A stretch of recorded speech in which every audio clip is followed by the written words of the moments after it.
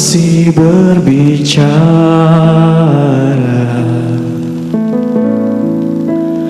namun tak punya cinta kasih. Ku bagai gong yang bergaul,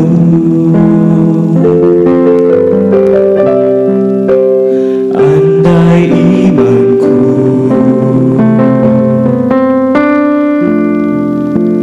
mampu pindahkan gunung, namun tak punya cinta kasih. Ku pada berkurang, kasih itu sabar murah hati, percaya tak angkuh dan tak dengki.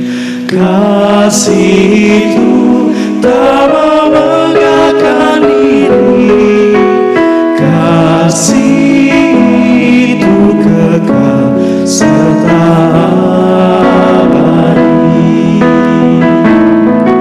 Kasih itu sabar murah hati, percaya tak angkuh dan tak dengki.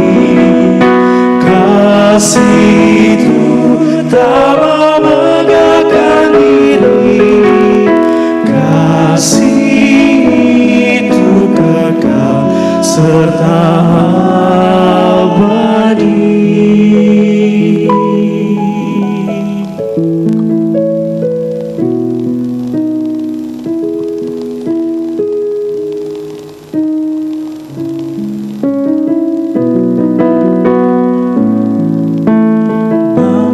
Pindahkan gunung, namun tak punya cinta kasih. Ku tiada berguna, kasih itu sabar murah hati, percaya tak angkuh dan tak dengki. Kasih itu tak membanggakan diri, kasih itu kekal serta abadi. Kasih itu sabar murah hati, percaya tak angkuh dan tak dengki. Kasih itu tak membanggakan diri, kasih itu kekal serta abadi.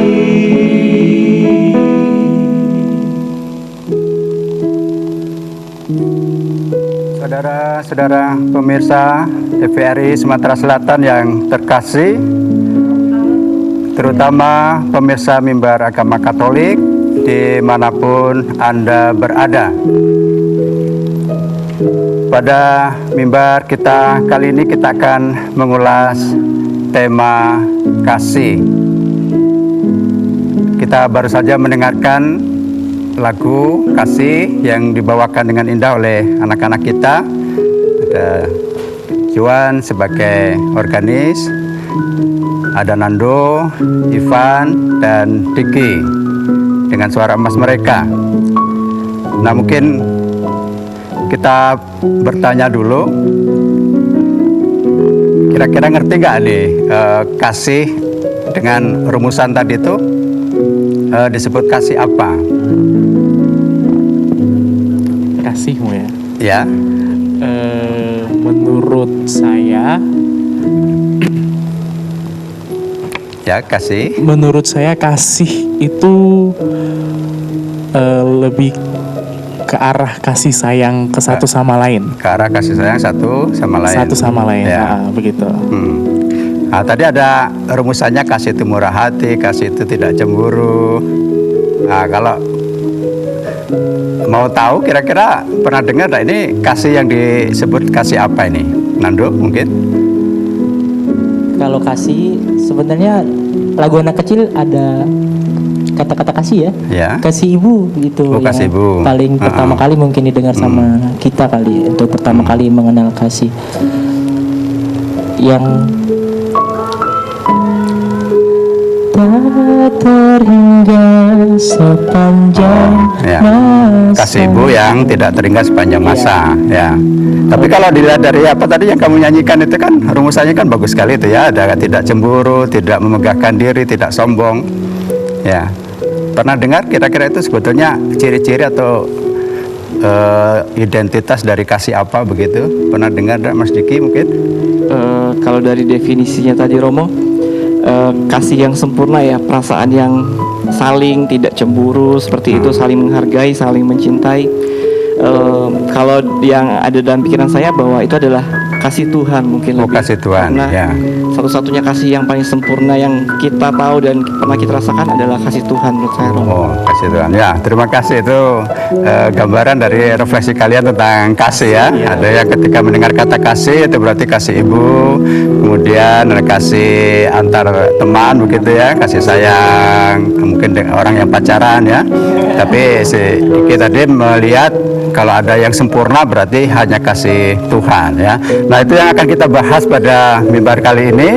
Kita akan kedatangan beberapa tamu. Nah, ada Bapak Warto dengan Ibu, ada Pak Gatot dan juga Suster. Selamat datang. Terima kasih. Ya, kita akan berbincang-bincang tentang kasih yang tadi sudah dinyanyikan oleh adik-adik kita. Saya sudah mencoba menggali kira-kira bagaimana mereka mengerti tentang kasih.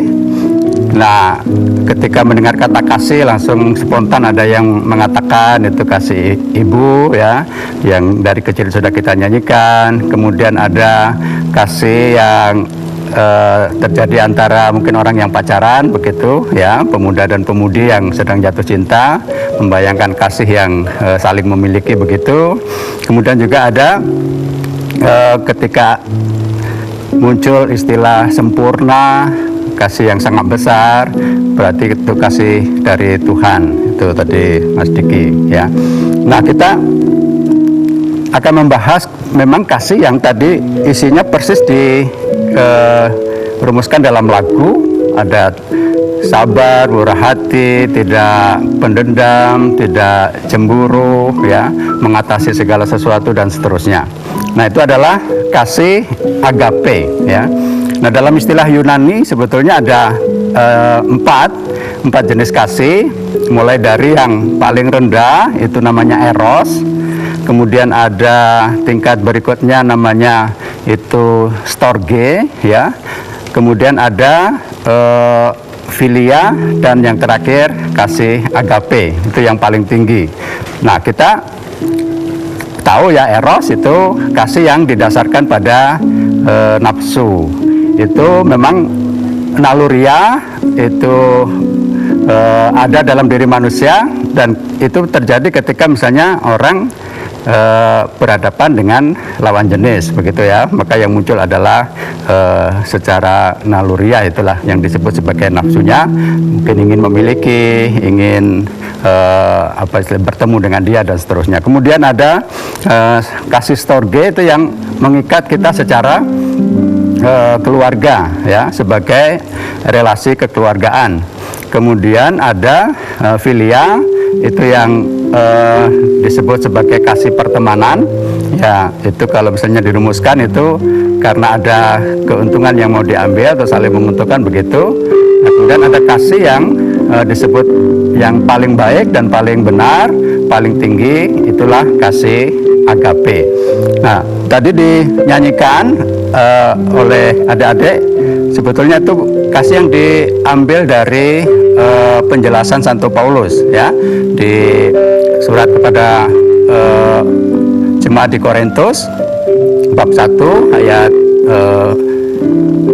4 sampai 7, yaitu rumusan kasih yang kemudian kalau kita sering dengar itu adalah 12 pasal kasih agape, ya. 12 pasal kasih agape. Nah, tadi kita tempatkan kasih agape adalah kasih yang paling tinggi, ya. Nah, sempurna. Ada 12. Itu yang pertama itu sabar, ya. Nanti diingat-ingat ya, siapa tahu saya salah. Yang kedua adalah murah hati. Kedua murah hati. Kemudian yang ketiga itu tidak cemburu atau tidak iri, ya. Kemudian yang keempat itu adalah tidak sombong atau tidak memegahkan diri. Kemudian yang kelima itu adalah tidak melakukan yang tidak sopan. Kemudian yang keenam itu tidak bersukacita atas ketidakadilan. Kemudian yang ke berapa? 7 ya. Itu tidak pemarah atau tidak menyimpan dendam, tidak menyimpan kesalahan orang. Kemudian yang ke-8 itu kasih yang tidak mencari keuntungan diri sendiri. Nah, yang ke-9 sampai 12 ini agak aneh kalau dilihat dari rumusannya. Kasih itu menutupi segala sesuatu, kasih itu percaya segala sesuatu, kasih itu mengharap segala sesuatu, dan terakhir kasih itu sabar menanggung segala sesuatu, ya. Luar biasa. Itu tadi ada semua di lagu, ya. Nah, mungkin kita nyanyikan, tapi kalau mungkin kita tidak terlalu memberi perhatian, kita tidak tahu bahwa ada makna yang terdalam dari kasih itu. Nah, kita akan membahas masing-masing, ya. Ini karena sangat dalam maknanya. Yang pertama itu kasih itu sabar, ya. Kalau boleh tanya, sabar itu ada batasnya enggak? Ada batasnya. Sebagai manusia. Minta mic-nya itu. Kalau secara manusiawi itu biasanya orang membatasi sampai 3 kali. Sampai 3 kali. Sampai 3 kali. Oh, kesabaran ada batasnya. Ya? Ada batasnya sampai 3 kali ya. Pertama masih dimaafkan, yang kedua masih mencoba sabar, yang ketiga masih. Tapi kalau sudah lebih dari 3 biasanya tidak. Orang sudah mulai tidak sabar lagi. Tidak ya? sabar lagi. Ya, itu. Sudah mulai bertindak emosi. Ya. Nah, kalau dilihat dari pengertiannya, karena kasih itu sabar, ya, maka sebetulnya yang tidak sabar itu bukan kasih, ya.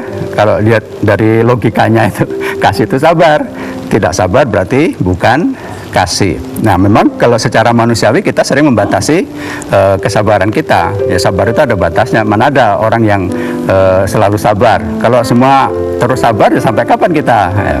Padahal kalau kasih itu sabar berarti seterusnya adalah sabar. Nah, kenapa itu disebut sebagai kasih? Ini karena dari kesabaran itu kita mengenal nilai-nilai yang namanya tidak kenal kompromi. Tidak kenal kompromi itu dalam arti bukan negatif, ya, tapi apapun kesalahan orang, apapun mungkin kesulitan yang dihadapi, ya tetap diterima, begitu ya. Nah, maka karena apa yang harus menjadi tanggapan itu adalah sabar, ya itu yang dipilih, itu yang terbaik. Ya, itu nanti akan ada nilai-nilai lain lagi yang menyusul gitu. Kalau orang sudah bisa sabar, itu pasti yang nilai baik yang berikutnya. Tapi kalau tidak sabar, marah sama istri, nanti bisa kamu ini apa misalnya menjengkelkan, nanti bisa saya bakar gitu. Kalau kata-kata sekarang itu banyak yang vulgar ya di media sosial, begitu marah berarti kemudian. Nah, ini kesabaran, tidak mengenal batas kompromi, artinya tadi kalau misalnya hanya 3 kali itu berarti ada kompromi, ya, ada kompromi. Lalu kesabaran itu tidak kenal toleransi, artinya ya kalau masih 3 kali, oke, saya masih toleran gitu ya. Nanti kalau sudah yang keempat tidak ada lagi toleransi, ya. Nah, kalau kesabaran ini memang tidak kenal toleransi seperti itu, ya, artinya terus sampai kapanpun, kesulitan apapun yang dihadapi, mungkin juga sakit kayak apa yang dia terima dari perlakuan orang, dia bisa menerima. Nah, prinsipnya tadi karena kalau sudah memilih sabar, itu pasti yang berikutnya akan bisa katakanlah direncanakan untuk sesuatu yang baik. Lalu yang ketiga tidak ada kata berhenti. Nah, kalau orang tidak sabar itu berarti berhenti, ya. Nah, ini yang pertama kita membahas tentang kasih itu sabar. Baik, saudara sekalian, kita untuk melanjutkan acara nanti kita lihat yang satu ini.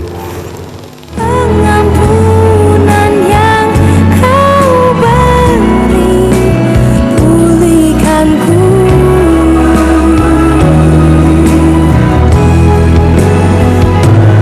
Pengampunan yang kau beri, pulihkanku.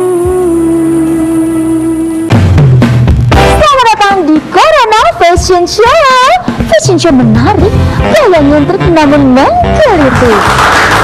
Kita sambut peserta pertama kita dengan tema anti kuman, antibakteri dan antivirus. Selalu mencuci tangan dengan air yang mengalir sebelum dan sesudah melakukan aktivitas atau menggunakan hand sanitizer.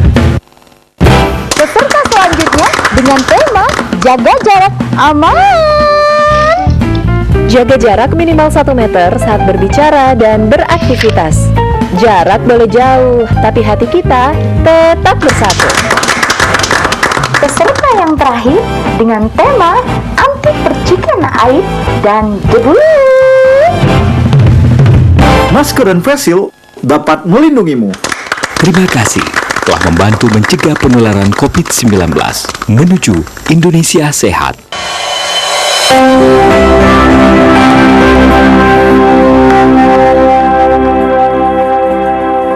Pengampunan yang kau beri, pulihkanku.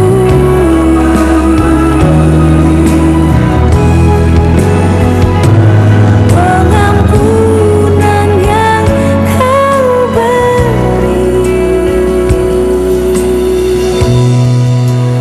pulihkanku.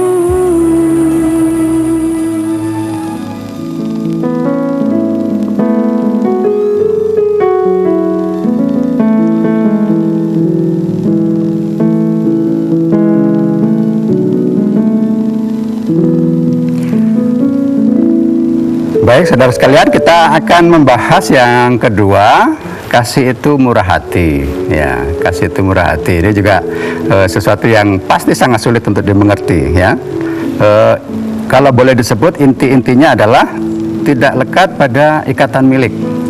Tidak lekat pada ikatan milik, kemudian tidak menghitung jumlah, lalu tidak memandang siapa yang diberi, ya. Kalau pernah mendengar, ya, sabda Yesus mengatakan ketika ada raja yang mengampuni kemudian memberi banyak, ya kan, kemudian contoh lain menggaji, ada pekerja yang datang pagi, ada yang datang tengah siang, ada datang sore, tetapi kemudian dapatnya sama, ya. Nah, lalu ada protes, kok saya yang masuk dari pagi udah kepanasan dan segala macam, diberi sama dengan yang masuk sore hanya kerja 1 jam. Ya. Lalu raja itu mengatakan, saya punya hak untuk melakukan apa yang menjadi tugas saya, dan saya punya hak untuk memberikan apa yang menjadi milik saya, ya kan? Atau iri hatikah kamu karena aku murah hati? Ya, ini murah hati berarti orang yang siap untuk melepaskan apa yang dia punya demi yang dibantu, ya. Nah, ini memang kadang kita kalau sudah menghitung untung rugi, ya kan, ngapain itu dikasih banyak-banyak begitu, ya. Atau pernah punya pengalaman tentang ini, tentang murah hati ini? Ada prinsipnya. Kalau saya berprinsip, ya, karena ada sabda Tuhan sendiri, semakin banyak memberi, kita semakin banyak mendapat gitu. Nah, pernah nggak mengalami hal-hal semacam itu? Tentu mengalami, Romo, bahwa dalam kehidupan sehari-hari itu ya seperti yang dilakukan oleh contoh raja tadi, bahwa pada suatu ketika ya kita harus bisa memberi. Ketika aku menyadari bahwa memberi itu karena saya hayati sebagai bagian dari panggilan hidup saya, bahwa Tuhan juga sudah lebih dahulu memberi banyak dalam hidup saya. Maka apa yang saya beri kepada orang itu bukan milik saya, tetapi milik Allah yang memang harus saya berikan kepada sesama yang sangat membutuhkan pada saat itu. Ya, terima kasih. Itu nanti ada di poin-poin berikut itu yang sangat persis itu mengatakan bahwa yang saya punya itu bukan milik saya tapi milik Allah. Itu nanti akan ada di bagian berikut ya. Nah, ini bagus sekali. Artinya kita sudah melihat nilai bahwa ketika kita mau bertindak, berbuat baik pada orang, itu memang tidak harus lekat dengan apa yang kita punya, karena yang kita punya sebetulnya bukan milik kita, tapi milik Allah. Kenapa? Karena yang kita ambil itu adalah dari bumi, dari dunia yang semuanya milik Allah, begitu. Jadi dunia ini diciptakan untuk semua orang, dan kalau bisa diambil supaya semua orang bisa mendapatkan sejahtera. Itu artinya memang kalau panggilan hati nurani itu sebetulnya kesejahteraan bersama, begitu ya. Nah, kita masuk yang kasih agape nomor 3 itu tidak cemburu, tidak iri, ya. Ada orang mengatakan cemburu itu tanda cinta. Benar enggak itu? Sering kamu pakai enggak? Benar, ya kan? Pasti ya, namanya cemburu ya berarti kalau melihat pacarnya dengan orang lain ya harus cemburu lah. Kalau saya tidak cemburu itu rasanya saya tidak punya cinta, gitu kan? Nah, tapi di sini cemburu, iri itu bukan cinta, ya. Kasih itu tidak cemburu.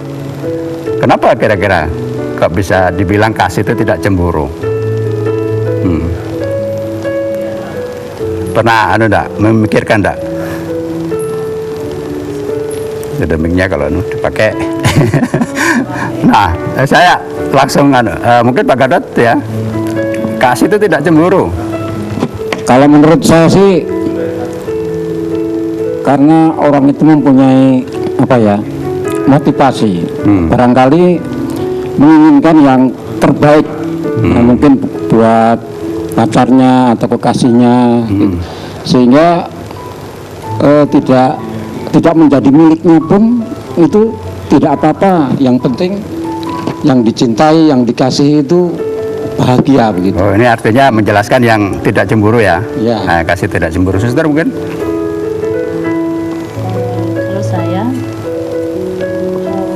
Tidak cemburu karena sungguh percaya ya, percaya pada pihak yang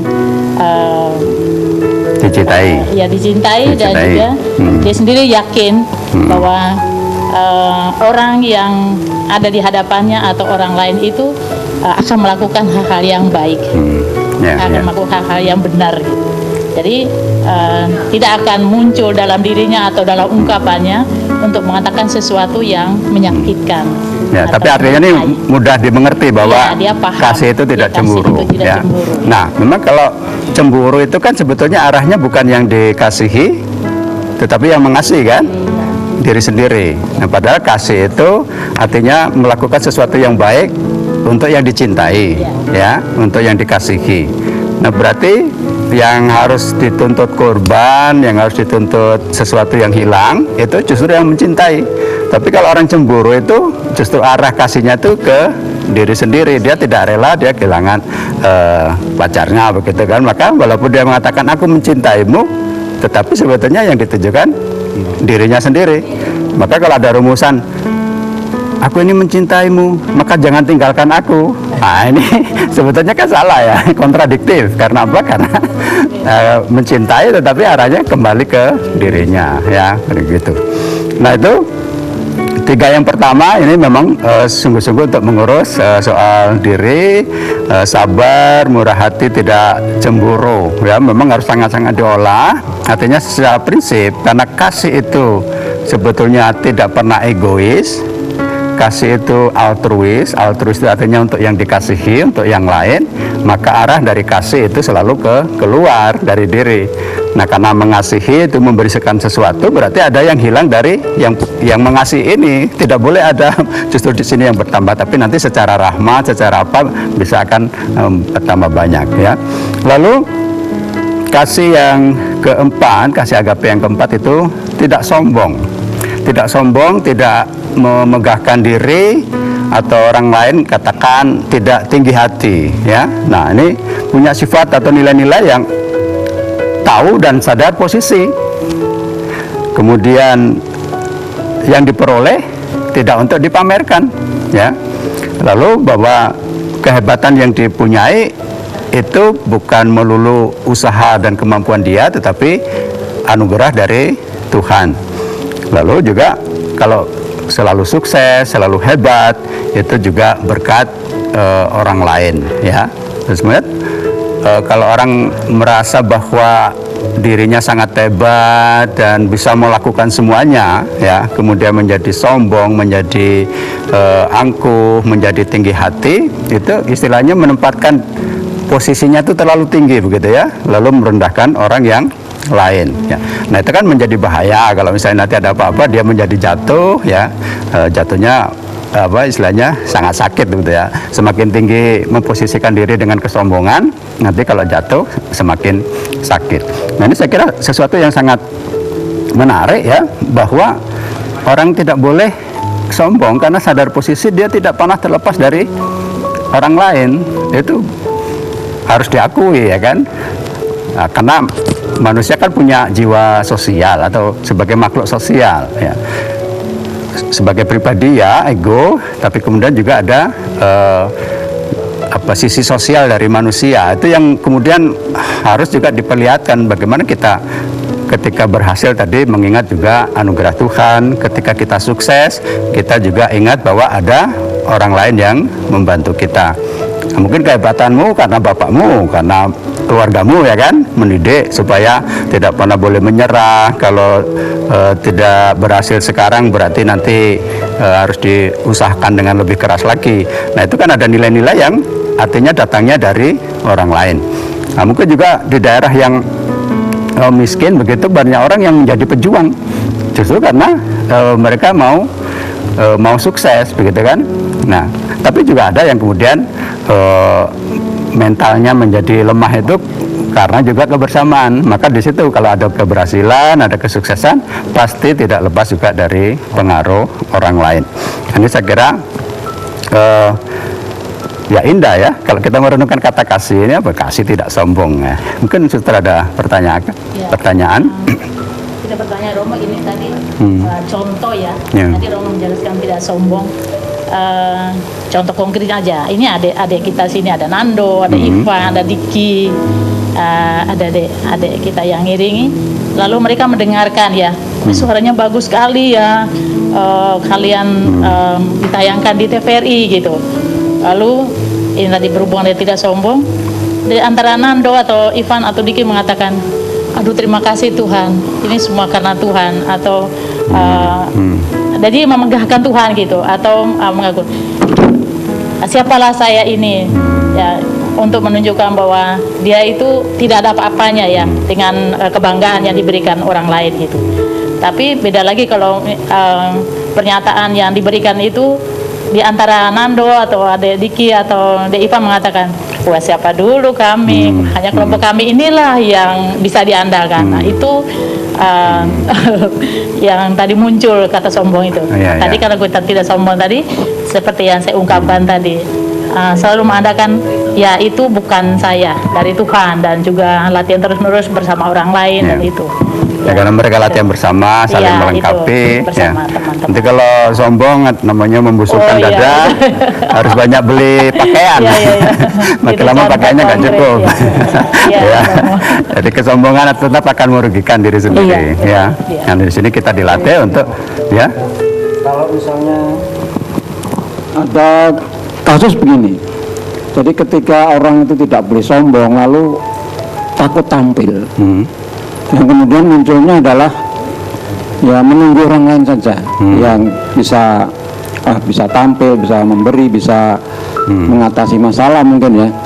Nah, ujung-ujungnya kemudian karena tidak mau sombong, kemudian dia cenderung rendah hati, ya kemudian juga tidak aktif.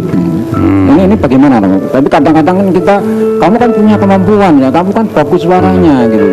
Tapi karena faktor tidak mau, faktor takut dinilai sebenarnya sombong itu, pasti bukan tidak mau sombong ya, artinya atau takut menjadi sombong, enggak ya, artinya kan kita tidak melakukan sesuatu dengan tujuan yang negatif dulu kan. Nah, kita mau melakukan sesuatu untuk tujuan yang baik pasti kan ya. Ya tidak boleh kemudian sombong itu menjadi motivasi atau motif melakukan sesuatu ya. Maka kalau misalnya supaya orang bisa tampil, orang bisa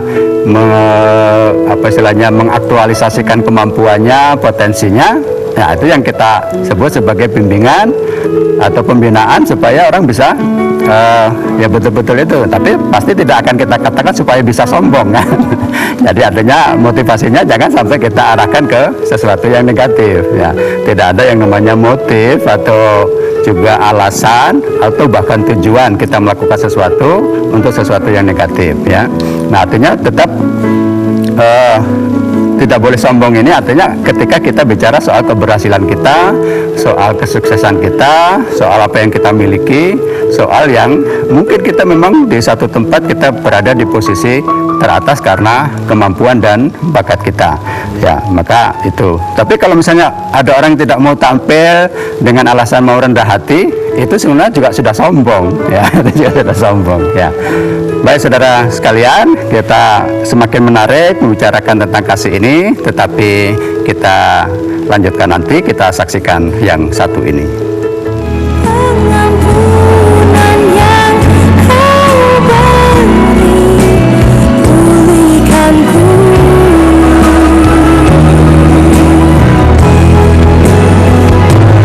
Pengampunan yang kau beri, pulihkanku.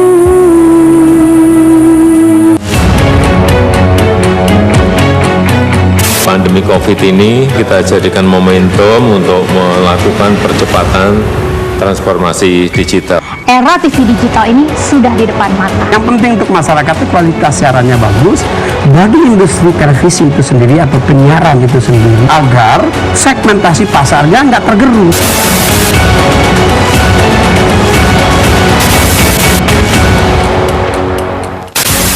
Sejarah panjang dunia penyiaran diawali dengan hal yang sederhana, yaitu informasi. Semula informasi tersampaikan hanya didengar. Seiring waktu perkembangannya, informasi tidak hanya dapat didengar, melainkan dapat dilihat asal kejadian informasi itu melalui pesawat televisi. Pada tahun 1925, berdirilah Radio Batavia bentukan Hindia Belanda dalam menguasai informasi dan menjadi alat propaganda pada masa penjajahan di Indonesia. Melalui siaran yang terjadi pada tahun 1933, dipelopori oleh KGPAA Mangkunegoro ke-7 dengan mendirikan Solos Radio Vereniging atau SRV di Solo, dan di Yogyakarta berdiri Radio Mafro. Siaran SRV untuk melawan siaran hiburan budaya barat dengan siaran kebudayaan asal Jawa Indonesia yang siarannya sampai seluruh Hindia Belanda. Dan sejak tahun itulah menjadi tonggak sejarah penetapan Hari Penyiaran Nasional. Pada tahun 1945, lahirlah Radio Republik Indonesia, dan di mana teks proklamasi tersiarkan ke pelosok negeri yang menyatakan Indonesia merdeka. Sejarah dari dunia televisi adalah pada tahun 1962, di mana TVRI sebagai televisi pertama Indonesia yang mengudara dan menyiarkan langsung pembukaan Asian Games keempat di Indonesia. Hingga saat ini, Hari Siaran Nasional telah menginjak masa 88 tahun sebagai saksi dunia penyiaran Indonesia.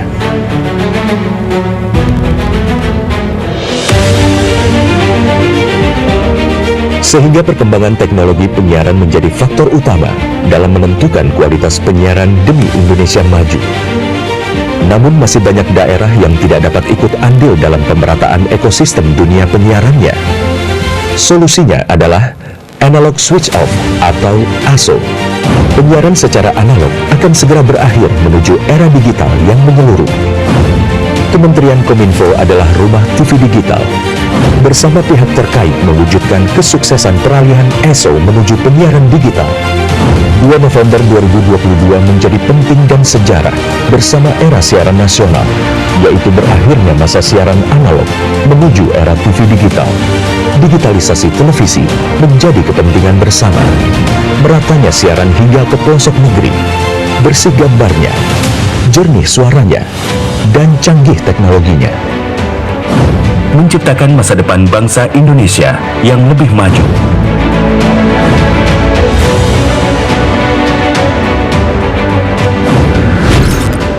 Halo semuanya, aku Modi, maskot TV Digital Indonesia. Aku akan membantu semua orang menuju migrasi TV digital. Di mana? Di siarandigital.id dan call center 159. Ayo semuanya, dukung migrasi TV digital. Bersih gambarnya, jernih suaranya, dan canggih teknologinya.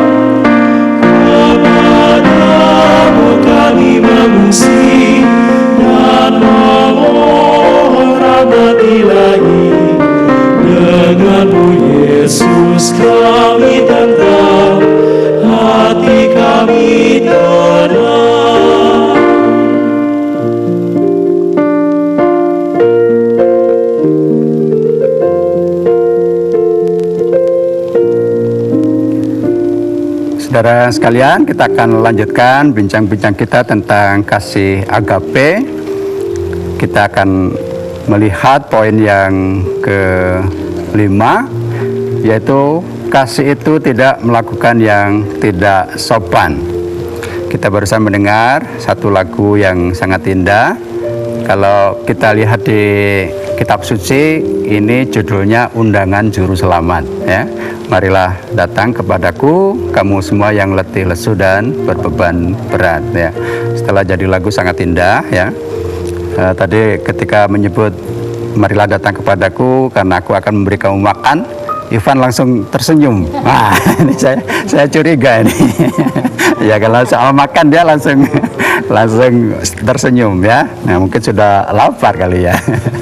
Nah, saudara sekalian, lagu tentang undangan juru selamat. Undangan marilah datang kita semua yang berbeban berat dan letih lesu. Itu adalah sifat dasar kita manusia, ya. Sifat dasar kita manusia itu lemah dan terbatas. Tetapi kita punya jalan untuk kemana kita pergi supaya kita menjadi lega, menjadi tenang dalam hidup, yaitu ketika kita belajar dari Sang Juru Selamat dan ketika kita datang kepadanya. Nah, kita juga belajar kasih itu dari Yesus, ya, dari Sang Juru Selamat. Nomor 5 ini tidak melakukan yang tidak sopan. Apa itu artinya? Nah, kita diminta untuk menjaga lisan kita dan tindakan kita, kata-kata dan tindakan kita. Memang kalau sebagai murid-murid Kristus itu rasanya kita diatur dengan banyak aturan, ya. Jangan ini, jangan itu, jangan menyakiti orang dan segala macam, ya. Sekarang jangan melakukan yang tidak sopan. Tetapi karena memang nilainya baik, ya kan? Nah, justru kalau kita sadar melakukan sesuatu yang baik karena kebaikan itu artinya kita adalah orang-orang yang merdeka, orang-orang yang bebas, orang-orang yang selamat, orang-orang yang bisa mengambil keputusan untuk memilih yang terbaik. Maka dengan mengerti misalnya dalam kasih agape yang nomor 5 ini tidak melakukan yang tidak sopan, nah kita kemudian juga melaksanakan itu sebagai bentuk dan bukti bahwa kita orang-orang yang merdeka, orang-orang yang bebas untuk bisa memilih tindakan yang baik. Lalu juga tidak serampangan, ya. Wah, ini anak-anaknya Yesus kok serampangan. Atau ya mudah-mudahan tidak terdengar, karena kita selalu belajar dan diingatkan untuk tidak sembarangan, untuk tidak istilahnya melakukan yang di depan umum itu sesuatu yang buruk atau memberikan citra negatif, begitu ya. Nah, mungkin juga di kalangan masyarakat atau dalam hidup kebersamaan secara umum, tidak melakukan yang tidak sopan ini ya termasuk tidak mencuri, tidak korupsi, tidak menyakiti orang, tidak menciptakan permusuhan antar orang, gitu kan. Nah, itu kan tidak gampang, karena tadi tuntutannya kasih ini sempurna, kasih yang paling baik, kasih yang nilainya paling tinggi. Nah, itu artinya sesuatu yang sulit kita lakukan, tetapi harus kita lakukan karena itu adalah ciri dari kasih agape yang harus kita hidupi, ya. Lalu juga tidak melakukan tidak sopan ini karena kita tahu tempat dan situasi, ya. Dalam kebersamaan memang sangat hati-hati yang namanya jangan pernah menyakiti hati orang itu. Kalau sudah pernah terjadi itu sulit untuk meminta maaf, mungkin juga sulit untuk menyembuhkan, dan sudah terlanjur ada yang terluka. Terluka berarti sakit, berarti harus diobati, begitu kan? Nah, maka dengan ajaran kasih ini kita sebetulnya harus bisa mencegah yang namanya permusuhan, saling menyakiti, membuat orang lain terluka itu, ya. Karena kita sudah tahu apa yang baik yang harus dilakukan. Lalu di antara orang-orang muda yang juga mungkin kita juga seringkali itu dalam kaitan dengan tidak melakukan yang tidak sopan itu seringkali penesan, gitu. Penesan ya. Itu bahasa Palembang atau ya, apa ya? Ece-ecean. Ya, ece-ecean, kemudian keluar gitu kata-kata ya. yang sebetulnya sudah biasa di kalangan mereka. Itu bagaimana? Apakah ini juga termasuk yang tidak sopan atau bagaimana? Apa tolak ukurnya? Ya, sehingga penesan itu sebagai sesuatu yang lumrah di kalangan anak muda. Nah, kalau misalnya mau dikaitkan dengan tidak melakukan yang tidak sopan, itu berarti soal tahu tempat dan tahu situasi, kapan kita pakai Nanti kalau sama orang tua tiba-tiba penesan gundulmu, masa bapaknya digundulkan? Nah kecuali bapaknya menggundul ya. Nah itu artinya kan tahu tempat dan situasi. Itu artinya tidak melakukan yang tidak sopan. Nah memang ya. Memang tidak gampang ya, tidak gampang yang namanya penesan itu kadang kita saking senengnya lupa tempat dan situasi, berhadapan dengan siapa, jangan-jangan ada orang tua yang, atau kalau kita senang karena nyanyi-nyanyi malam atau di sebelahnya ada orang yang sakit ya, nah, mungkin kita katakan itu sudah lumrah tiap malam kita nyanyi di sini, tapi kalau mudah pas ada orang yang sakit ya kalau bisa jangan sampai, karena orang yang sakit sudah menahan sakit mendengar suara yang ribut itu kan bisa jadi emosi dan semacamnya ya. Ya Suster tadi. Romo tadi sangat jelas menjelaskan tentang tidak melakukan yang tidak sopan ya. Situasi kita sekarang ini juga termasuk juga contoh konkret ya. Kita kan lagi situasi pandemi sekarang ini, harus menjaga jarak, harus memberi tempat dan kesempatan pada teman untuk tidak bersentuhan. Saya kira juga seperti yang Romo jelaskan tadi juga kita mengindahkan itu, tidak melakukan tidak sopan karena ini kan sudah kita tahu tentang prokes ya, ya bersentuhan atau berpelukan dengan orang, kita juga masih berpelukan, berciuman di depan umum gitu, itu juga termasuk ya. Jadi terkait penesan tadi ya, mungkin karena penesan lupa pegang-pegang tangannya, mukul-mukul temannya, ya, segala macam. Kita sudah tahu itu, jadi tetap kita lakukan. Berarti kan tidak sopan, tidak mendengarkan apa yang menjadi instruksi banyak orang. Ya, saya kira sesuatu yang menarik Suster ya, karena termasuk misalnya membuat meme atau apa gitu yang justru harusnya mengajak masyarakat supaya semakin ketat mengikuti protokol kesehatan, tapi mungkin kita tanpa sadar malah saling mengejek atau membuat pernyataan-pernyataan yang seperti tidak taat pemerintah atau malah mungkin meragukan vaksin dan segala macam. Ya itu termasuk ya, tidak melakukan yang tidak sopan. Artinya kita dituntut untuk bisa mengerti sopan santun kita sebagai warga negara yang pada saat ini sedang mengalami pandemi ya. Artinya kalau menurut saya sebagai orang Katolik ya kita selalu dipanggil untuk yang terdepan dalam membantu pemerintah untuk mewujudkan apa yang menjadi program pemerintah segera memutus rantai penyebaran dari virus COVID-19 ini. Itu salah satunya adalah di samping kita selalu mengajak untuk berpikir positif, membantu orang juga supaya semangat dalam hidup, nah tidak melakukan yang tidak sopan. Ini artinya kita tidak membuat pernyataan-pernyataan yang malah membuat gaduh orang atau takut, membuat saling saling curiga. Ya, saya kira seperti itu. Ya. Tidak percaya pada nah ini saya kira ini yang namanya kontekstual ya, artinya tidak melakukan yang tidak sopan itu bisa kita terjemahkan dalam situasi pandemi ini sebagai bentuk bantuan kita, semangat kita untuk semakin mempercepat yang namanya memutus mata rantai penyebaran COVID-19 ini. Nah, saya kira sesuatu yang menarik. Lalu yang ke-6, tidak mencari keuntungan diri sendiri. Ini sudah sangat jelas ya. Kasih itu tidak egois, kasih itu altruis, kasih itu untuk yang dikasihi ya, bukan untuk yang apa istilahnya mengasihi. Itu tidak bisa ditawar ya.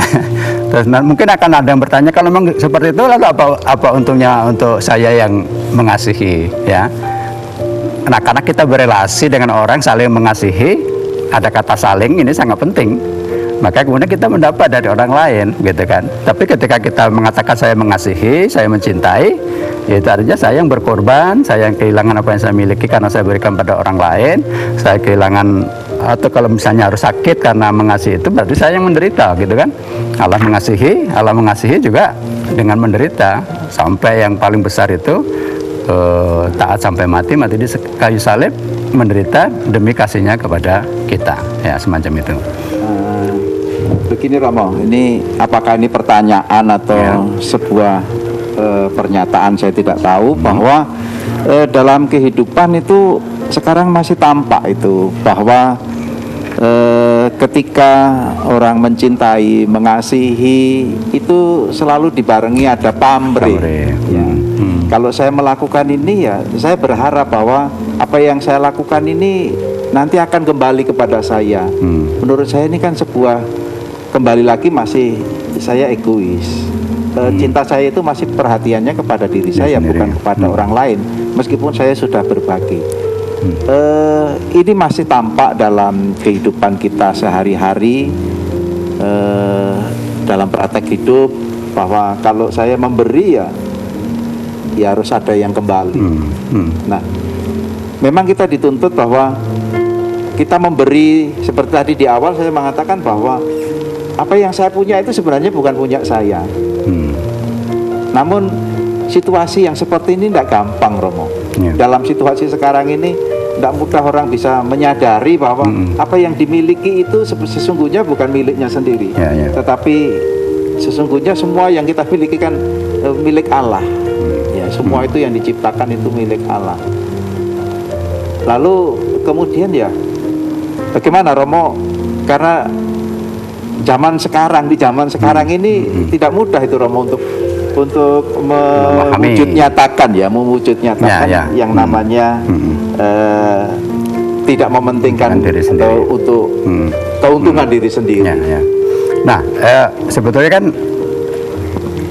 karena apa, mengerti kasih itu tidak mencari keuntungan diri sendiri, tidak menghitung untung rugi, tidak pamrih, ya, tidak mungkin pertama-tama mengarah kembali, karena prinsipnya adalah kasih itu untuk yang dikasih. Maka kalau kemudian sudah arahnya ego, itu sebetulnya pasti nanti akan kecewa, pasti akan istilahnya jual mahal, pasti juga ragu-ragu, pasti juga mungkin kalau soal apa yang diberikan itu ya ngirit karena takut habis, nanti kalau diberi kepada orang lain ya malah kemudian saya tidak mendapat, ya, semacam itu. Nah, ini saya kira sangat tepat bahwa kasih itu tidak mencari keuntungan diri sendiri. Kalau misalnya seperti sekarang ini, ya, dalam situasi pandemi ini, kita istilahnya terutama sebagai orang Katolik itu sangat dituntut, ya. Kalau mau tahu bahwa sebetulnya ada yang namanya pesan-pesan ketat untuk para pengusaha Katolik, ya. Ketika pandemi ini jangan pernah misalnya mengatakan saya akan menutup usaha karena takut bangkrut, ya kan? Karena pada usaha yang mereka punya itu kan ada karyawan-karyawan yang harus diberi makan. Maka kemudian tuntutannya adalah kalau bisa kamu tetap bisa memberi makan dalam keadaan sulit, ya. Tapi dari setelah hampir 1 tahun berlalu, ya, pandemi ini, ternyata yang dulunya takut-takut untuk apa itu, kan tetap mempertahankan, bisa memberi makan, bahkan mengencangkan ikat pinggang dengan katakan tabungannya diambil dulu untuk bisa memberi gaji pada karyawan. Refleksi mereka malah pada berterima kasih, kok malah rezeki lancar, malah ada yang menambah karyawan banyak. Nah, itu artinya ketika kita keluar dari diri, ketika kita sanggup untuk memberi pada orang lain, ya ternyata Allah membalas dengan berlimpah. Itu seringkali tidak disadari, ya. Nah, itu sesuatu yang pasti sangat menarik untuk kita renungkan. Saudara sekalian, ya, bincang-bincang kita semakin menarik, tetapi mari kita saksikan yang satu ini sebelum kita lanjutkan. Pengampunan yang kau beri, pulihkanku.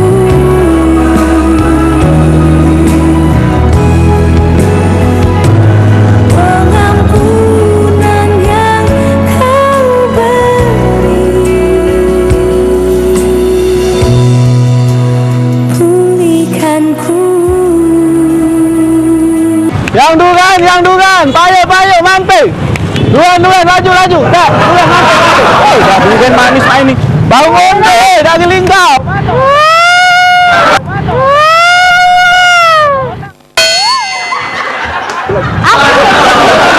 Duran deh, dah ada pulak semangkuk. Ini nah, ambil. Habis sih bayar aku nih, Pak juga. Nah, kalau ini 30, mbaklah 30. Ini 250, tak apa-apa. Oh, lo kemana? Jangan tak berjadian, Bang. Mamang ini berjual no. Dah itu. Nah, jangan tak berjadian kita deh. Nah, apa? aku mbak yang ini deh. Kamu yang ini. Nah, apa deh? Nah, berapa? Sikok 2.000. Ya, sikok 2.000. Dokter bahasa. Ya, tak apa-apa. 2.000. Jadi ya, Bapak ngomong ini gancang masuk surga. Ayo, tapi ada syaratnya.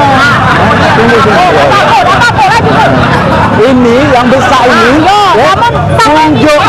Tunjuk ke 2.000. Ya. Tapi syaratnya, adek tunggu di sini. Apa ya? Adek mamang ke pojok jembatan Ampera itu. Nah, mamang babit ke dari pojok. Sambut. Diganya, tunjuk ke 2.000.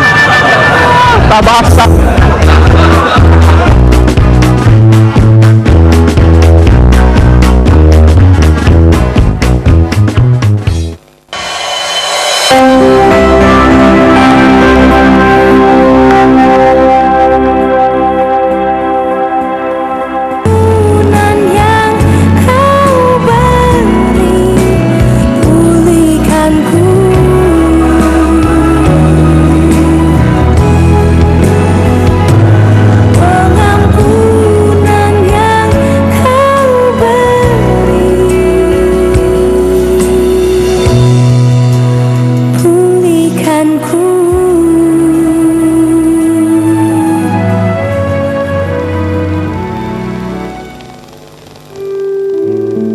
Saudara sekalian, kita sudah melakukan bincang-bincang tentang kasih agape, 12 pasal yang menarik untuk kita renungkan. Saya ingin mencoba menegaskan kembali bahwa kasih agape itu adalah sebetulnya kasih yang sempurna, kasih dari Allah sendiri yang menuntut kita bisa bahkan sampai ke tingkat menutupi segala sesuatu. Itu artinya kita tidak boleh mudah menyimpulkan apa yang belum kita ketahui. Maka ketika kita melihat informasi, melihat sesuatu, kita istilahnya simpan dulu. Ya, bisa menyimpan perkara dalam hati itu sesuatu yang tidak mudah. Kenapa? Karena kalau kita langsung membagikan, mengeser ke orang lain, itu nanti bisa bahaya, orang punya tafsiran yang sangat berbeda. Lalu kasih yang sudah kita renungkan tadi itu adalah kasih yang percaya segala sesuatu. Percaya segala sesuatu itu artinya juga percaya masih ada banyak yang belum kita ketahui, masih banyak yang belum terjadi, masih banyak hal positif yang mungkin bisa kita dapatkan, ya. Nah, itu artinya juga kasih yang membuat kita berpikir sangat luas, atau kalau namanya mau tahu segalanya berarti berpikir segalanya, ya. Nah, kasih yang sudah kita renungkan itu juga kasih yang mengharap segala sesuatu. Mengharap segala sesuatu itu artinya kita tahu sesuatu yang sangat baik. Nah, kita akan mengakhiri bincang-bincang kita dengan mohon berkat Tuhan. Kita bersyukur bahwa kita diberi anugerah kasih yang sangat luar biasa ini, yang panggilannya itu adalah panggilan kepada kesempurnaan, ya. Jadilah kamu sempurna seperti Bapakku di surga sempurna adanya. Maka mari kita siapkan hati untuk berdoa, dan nanti saya akhiri dengan berkat sebelum adik-adik menyanyikan lagu. Pertolongan kita atas nama Tuhan yang menjadikan langit dan bumi. Dalam nama Bapa dan Putra dan Roh Kudus. Amin. Allah Bapa di surga, kami bersyukur kepadamu karena kasih-Mu yang sangat besar bagi kami semua, lewat kasih yang paling agung yang hadir dalam pribadi manusia Yesus dari Nazaret, sumber jalan kebenaran dan hidup kami.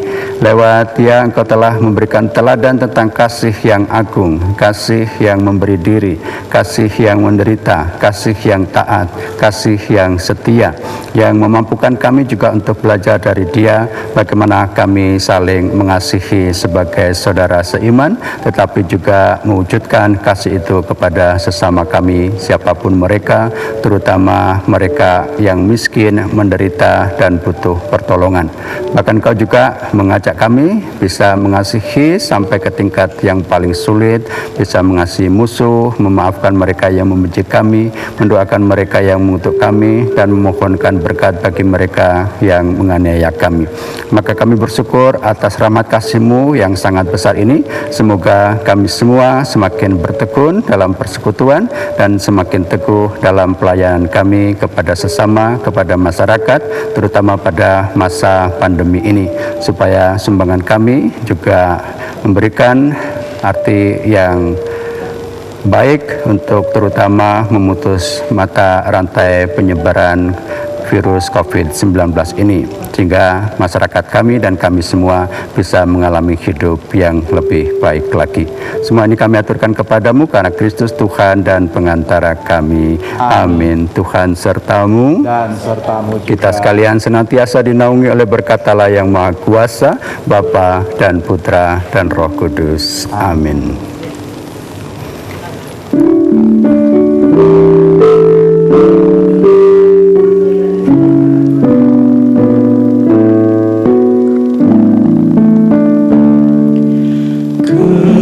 Kesukaan yang ceria hanya ada padamu, kasih alam yang setia, mohon sukaya kamu menembuskan hati, mengenakan awan mencari mendapati dalam dikau Tuhan tetap cakrawala membunyikan hormat pada bagimu, bintang-bintang sekalian membesarkan nama-Mu.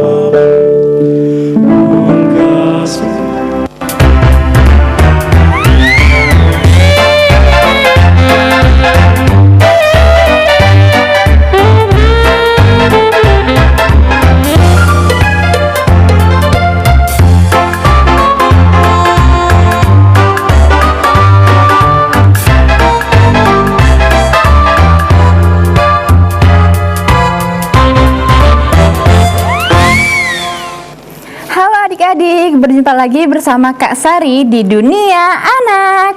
Nah, hari ini Kak Sari ditemani